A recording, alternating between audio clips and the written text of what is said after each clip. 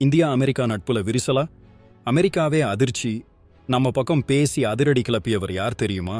அமெரிக்க அதிபர் Donald Trump India மேல புதுசா ஒரு வரி விதிச்சிருக்காரு. இது நம்ம ரெண்டு நாட்டு உறவுலையும் ஒரு விரிசலை ஏற்படுத்தி இருக்கு.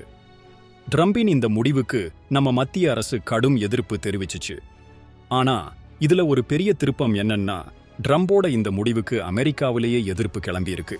அமெரிக்காவில் முன்னாள் அதிபர் ஒபாமா ஆட்சியில் வெளியுறவுத்துறை அமைச்சரா இருந்த ஜான் கெர்ரி ட்ரம்போட இந்த நடவடிக்கையை கடுமையா விமர்சிச்சிருக்காரு.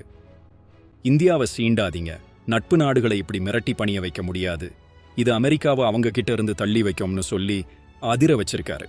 இப்படி இந்தியாவுக்கு ஆதரவா ஒரு அமெரிக்கரே பேசுறது இது முதல் முறையல்ல. ட்ரம்போட சொந்த கட்சியை சேர்ந்த நிக்கி ஹேலே, ஜான் போல்டன் இவங்க எல்லாரும் ஏற்கனவே எதிர்த்திருக்கிறாங்க.